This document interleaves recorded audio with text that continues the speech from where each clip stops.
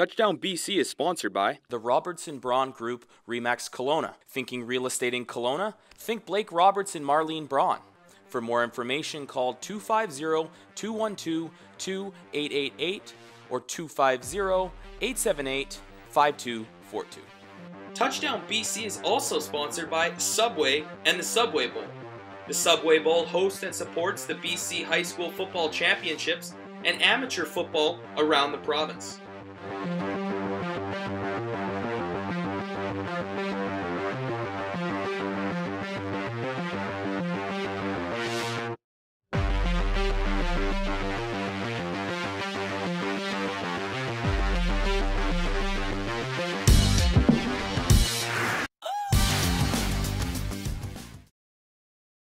Welcome to Touchdown BC Episode 6. I'm your host, Adam Kordick. This week, we'll recap the BCFC, get you updated on what is going on in high school with the Subway High School Football Report, recap UBC's loss to the Dinos, and get you caught up with the BCCFA.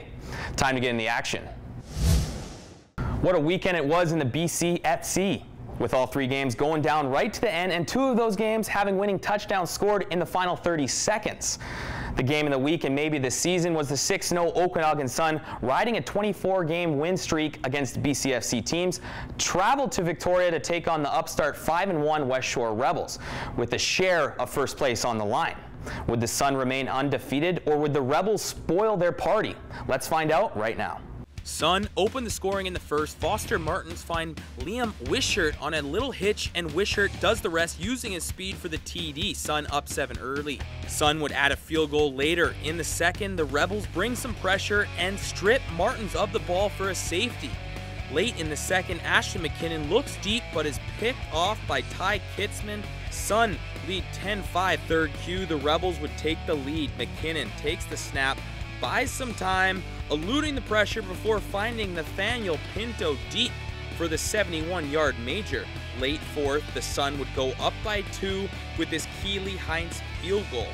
Westshore would get the ball back, and on 3rd and 12 with the game on the line, McKinnon looks deep, and it's Nathaniel Pinto again coming up with the catch in Sun territory. A couple plays later, Jamel Lyles gets the ball from 16 yards out, and you know what this guy does. Jamel breaks some tackles before walking it in for the touchdown and the win. Westshore moves into a tie for first place with Okanagan and snaps the Suns' regular season win streak at 24. The Rebels move to 6-1 after the win and will visit the VI Raiders this weekend. Okanagan drops to 6-1 and will play the Saskatoon Hilltops in Kelowna this Saturday.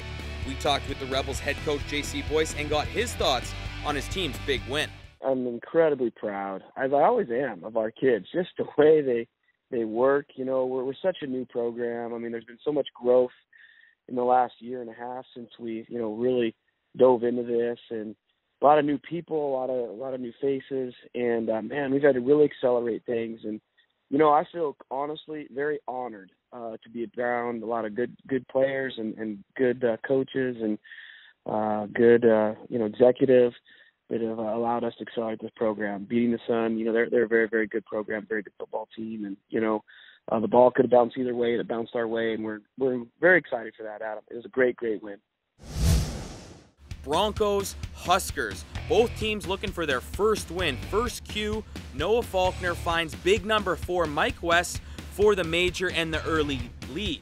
Great catch by West. In the second, the Broncos get on the board. Colby Henkel drops back and puts this floater only where Brody Bernier can get it. Bernier dodges one guy, stiff arms another, and he is gone. Going the rest of the way untouched for the score. Huskers' next drive, it's Noah Faulkner calling his own number with the QB keeper. This back and forth battle would continue after a Jordan Ango pick. It's Colby Henkel dropping one in for Broden Romanovich for the TD. Huskers lead 15-13. Just before half, Henkel drops back looking for Colin Mather, but it's picked off by number 10, Jason Gog. And Gog has only one thing on his mind: score. He does just that. Huskers lead 23-13 at the half. In the third, Henkel finds Brody Bernier, this time on a 6-yard play-action pass. With the score tied and 45 seconds left, Henkel hits Garrett Krasnowski on a slant, and Garrett just reaches out for what the ref said was a score. The Kamloops Broncos win their first game of the season over the Valley Huskers 30-23. With the win, the Broncos move to 1-6 and will host the Langley Rams this weekend. The Huskers drop to 0-7 and will host the Winnipeg Rifles of the PFC this Saturday in Chilliwack. The other game that was played in the BCFC was the Langley Rams beating the VI Raiders 32-17. The Rams got off to a great start by going up 18 at the half. The Raiders made a comeback, but it wasn't enough. With the win, the Rams moved to 5-2 and will visit the Kamloops Broncos this weekend. With the loss, the Raiders dropped to 3-4. They will host the Westshore Rebels this Saturday at home. We talked with head coach Kerry Joseph and got his thoughts on the win. I thought we played very well, especially early. We came out high intensity. Offense came out, got a score right away. I mean, it put the Raiders in a chase position for most of the game, and that's a nice position to be in when you have the lead. I think we got a little too soft in the second half, allowed them to move the ball and get some scores, but overall, I thought we played great. Now let's take a look at the standings. The Sun and the Rebels are tied at the top of the BCFC with records of 6-1. The Sun hold the tiebreaker because of points against. The Rams are just one game behind at 5-2. The VI Raiders are 2 games up on the Broncos for the last playoff spot with 3 games left. The BCFC's Offensive Player of the Week for Week 7 is Westshore Rebels receiver Nathaniel Pinto. Pinto had 4 receptions for 149 yards and a touchdown in a win against the Sun. The BCFC's Defensive Player of the Week is Langley Rams linebacker Isaiah Stewart. In a win against the Raiders, Stewart had 2 tackles, 1 QB sack, and an interception. The BCFC Special Teams Player of the Week is Okanagan Sun kicker Keely Heintz.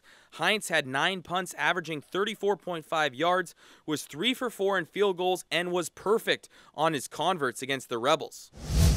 Time now for the Subway High School Football Report. Some great games were played in Week 2 of the season. Although conference games have yet to start, there were some great matchups with top teams going head-to-head. Now let's get you caught up with the week that was BC High School football. Carson Graham against WJ Mouat. First Q, Sterling Story sees his man but can't get it over the linebacker, who makes a great play and returns it into Mouat territory. Second Q, the Eagles with the ball again. Mouat gets good pressure and forces Story to get the ball away quick, and he is picked off again, this time by Alex Howman. WJ Mowat's next drive, the Eagles want to get in on the INT show. It's Noah McInnes picking off the pass, and he uses his speed to get the ball past midfield. In the third, Story redeems himself, and does he ever, calling his own number, finding a seam, breaking tackles, and taking it 75 yards to the end zone for 6. Eagles up 7-zip.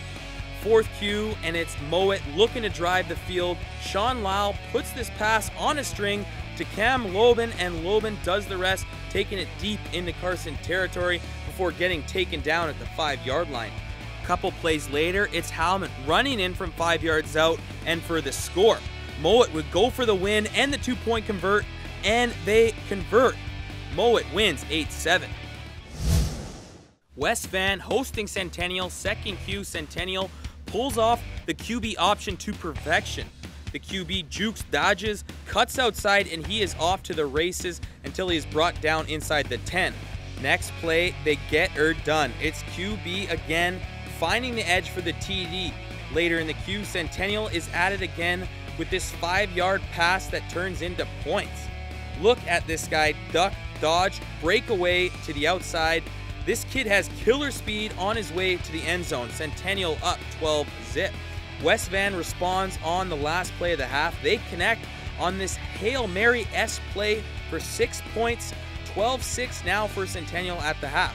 But Centennial's QB gets it right off before he's hit, and his tailback does the rest for the major. Centennial over West Van 18-6.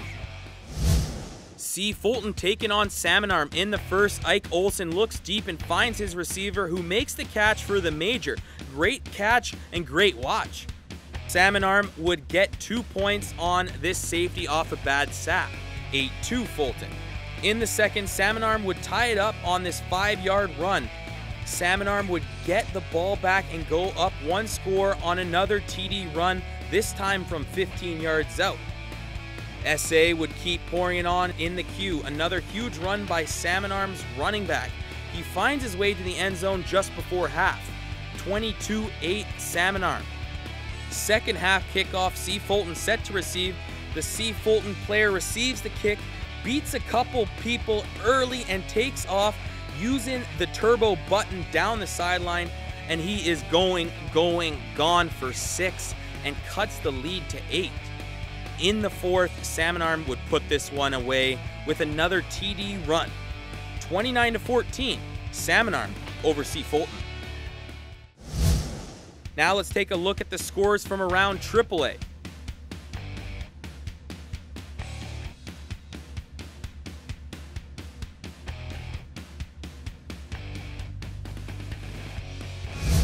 To the TDBC AAA top 5 we go. Mount Doug remains on top at the number 1 spot. Vancouver College moves up 1 spot to number 2 after beating Terry Fox this past weekend. New West moves up to number 3. Terry Fox is at number 4, and moving into the top 5 at number 5 is STM.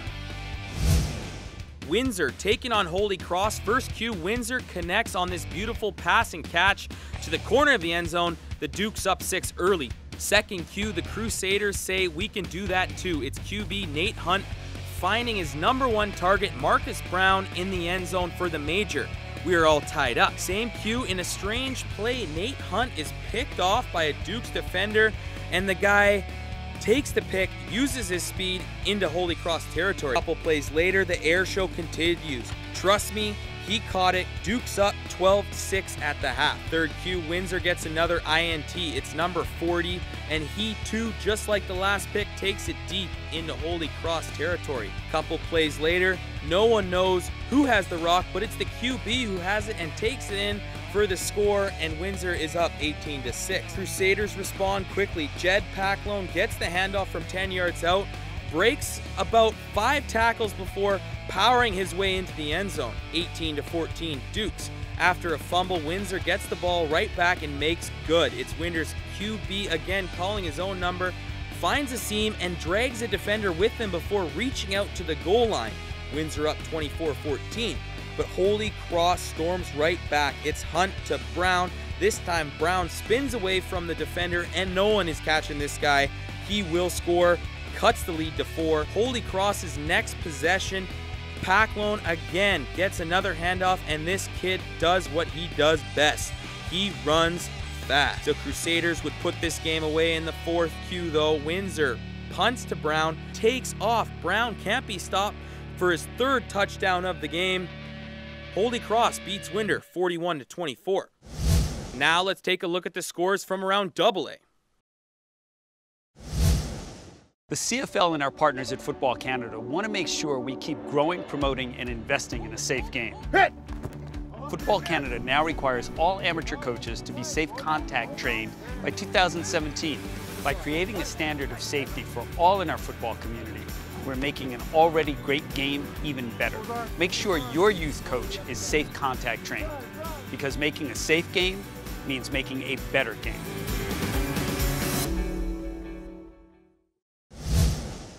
It's the 2nd week of community football. You know what that means, the return of hard-hitting, nail-biting, nose-grinding football. As we have seen week to week out of the last season, these guys aren't afraid to get physical in any effort it takes to win a ball game. But the question remains, in the long run to BC community football supremacy, who would reign supreme? Let's take a look at the action from the 2nd week of the regular season.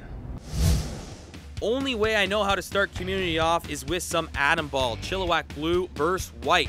Blue is pumped. Just check out these entrances. That is a quality worm. And to finish it off, number 51 doing his best Usain Bolt impression. Now to the game. Blue gets going early, and it's number 22 getting the ball in the toss play. He is trying to get outside, and he does.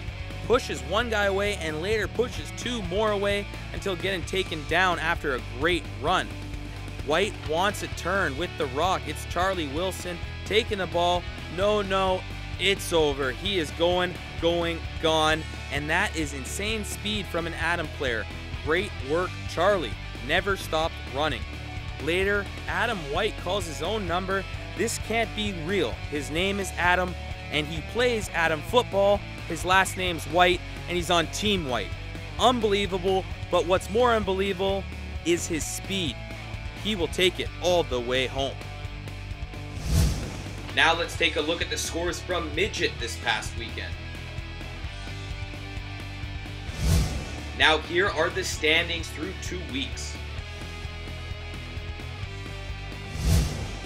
Now let's take a look at the scores from Bantam this past weekend. Now here are the standings through 2 weeks.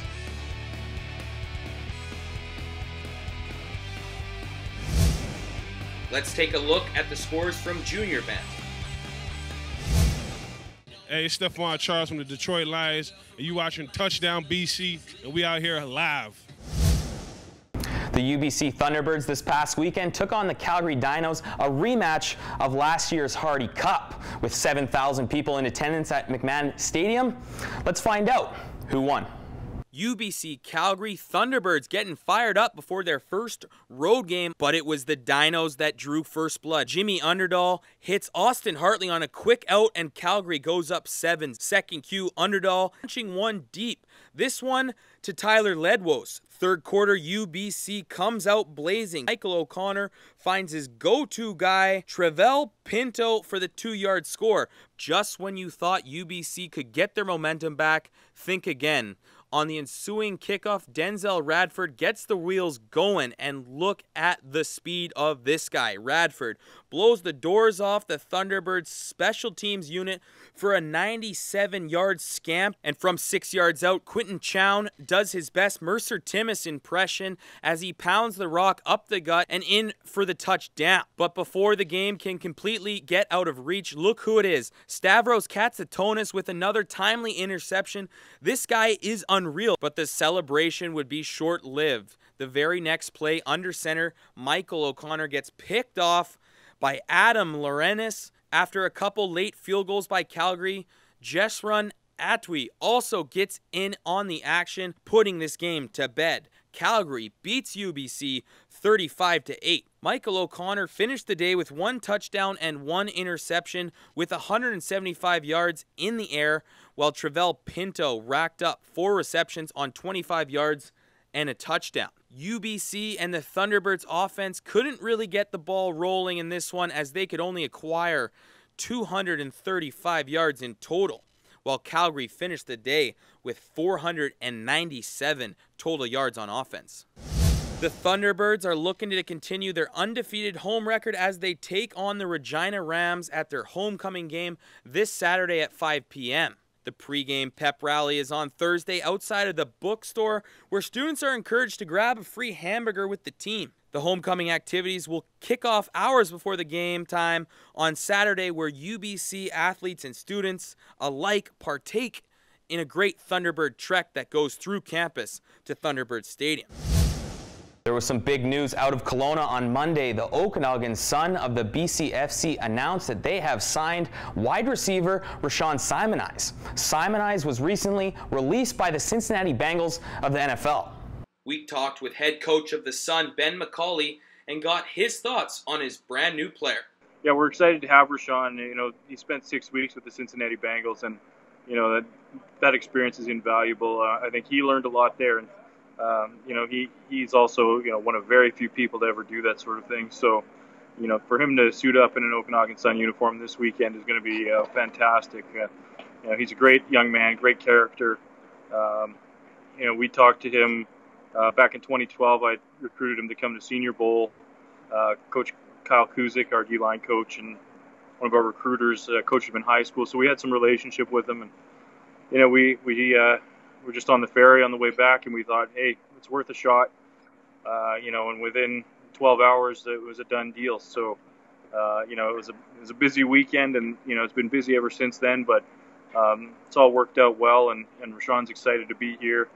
He's fitting in well with the guys because he's a hard worker, and we've got a bunch of those guys around. So it's been a pretty smooth transition so far. Speaking of the Sun, a couple weeks ago we talked with the Sun's kicker Keely Heintz. Keely lost his hearing at a young age and uses cochlear earplants to hear. It's a great story of perseverance. Check it out. Keely Hines, kicker for the Okanagan Sun, thanks for joining us. Yeah, thanks a lot. For those who don't know, you are from Saskatoon, played for the Hilltops out of high school. Last season, you played for the U of S Huskies. Take us through how you ended up playing for the Sun. Well, went back all the way into April, where I was looking for a summer job back at home, and I couldn't find anything there. So I just, my brother, who actually lives in Lake Country, he just got me to come out and work with him, for the summer, and then I actually ended up going back to Saskatoon to try out with the Huskies, and unfortunately, it just didn't work out that I wasn't part of their future plans. And then so I was just kind of talking with my dad, and he was just looking at the Okanagan Sun roster, and looking at where their situation for kicker and stuff, and they needed a kicker. So I just I gave Coach Ben a call, and I asked him if he was looking for a kicker, and he said yeah, he was, and he told me to come out to the spring camp, and I made her through, and I'm with the team, so I couldn't be any more happy with that. So you have played in front of some good crowds. How has playing in front of those great Sun fans at the Apple Bowl been? Oh, it's been awesome so far. 3 games already at home. The fans are great. They're always supporting us, and they're always cheering us on, and having them right behind us, in the stands, it's a good feeling. And I agree. They're definitely one of the best fans that I've been around with. So far in my career. It's definitely a great thing to have a fan base like that. Keely, how did you become a kicker? Was it a soccer background first? Yeah, it was soccer. It was always soccer. I started playing soccer when I was younger, probably 5 or 4, whatever it was, and then I just, once I got into grade 12, I was like, okay, you know what, I want to give football a try. All my brothers played football, and I was like, football was something I wanted to do after high school. And football was something that I had a better chance of, going on for a career kind of thing, So I just was interested in grade 12, and I went right at it, and it's been a good it's been a good thing for me. So so far it's been good. For those who don't know, at 18 months you had meningitis that led to a loss of your hearing. At the time when I was sick, I was close to dying from the virus or whatever, and so thankfully, and I made her through, and unfortunately I lost my hearing, but you know what, everything happens for a reason. It's made me who I am today, and it's just made me who I am, and you know what, without the support from my family from day one on, I wouldn't be here without them. So, has being hearing impaired ever held you back in your athletic career? No, definitely not. My parents and they always told me the sky was the limit, and I always believed that, and that's something I always try to encourage other kids and stuff. And I was always self-conscious about it when I was younger, but as I grew older, I began to realize that this is who I am. I'm going to accept who I am, and I'm just going to do the best I can, and not let it stop me from doing what I want to do.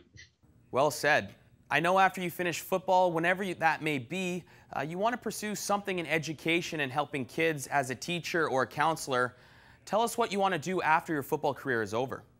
With football being done, I'm kind of hoping to go back to school and hopefully get a career in being a gym teacher or being a counselor.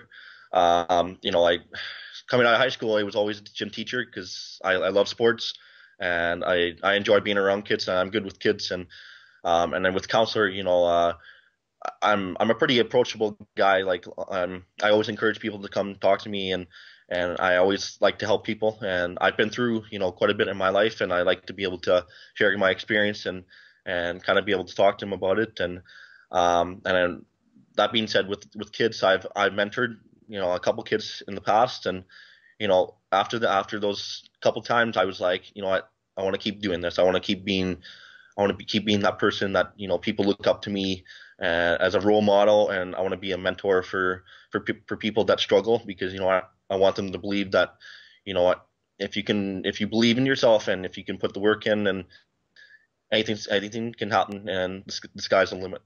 Keely, I know one thing on your bucket list is to learn sign language. Can you tell us more about that? Well, I didn't have to learn sign language when I was younger, because my parents, you know,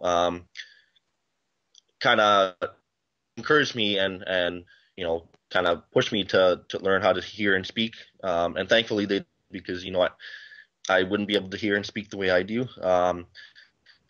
And then after, you know, thinking about being a gym teacher or a counselor, and, you know, being able to talk to other kids and stuff, you know, I thought, you know what, it'd be a good idea for me to learn sign language, so that I can be able to communicate with kids that aren't able to communicate.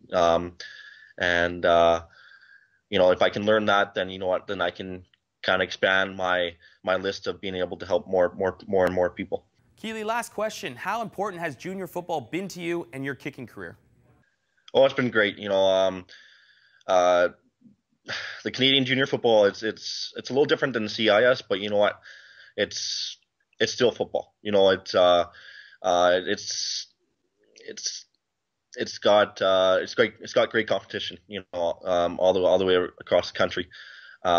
You know, like without junior football, I wouldn't be able to play, because like, I mean, and for other guys too, because some guys, school isn't really for them. So, you know, and they want to keep playing football, but they don't want to go to school. So if there wasn't junior football, you know, there wouldn't be a chance for myself and for other guys to be able to keep playing football, as it's a passion of mine, and for other guys. Thanks for your time, Keely, and thanks for being a great role model, not just for the kids, but for the BCFC as a whole, and good luck the rest of the season. Yeah, thanks a lot, man. Appreciate it. That does it for episode 6 of Touchdown BC. Hope everyone enjoyed it. Come back next week for more stories on BC amateur football. Thanks for watching, and we'll see you next week. Touchdown BC is sponsored by the Robertson Braun Group, Remax Kelowna. Thinking real estate in Kelowna? Think Blake Roberts and Marlene Braun. For more information, call 250-212-2888 or 250-878-5242. Touchdown BC is also sponsored by Subway and the Subway Bowl. The Subway Bowl hosts and supports the BC High School Football Championships and amateur football around the province.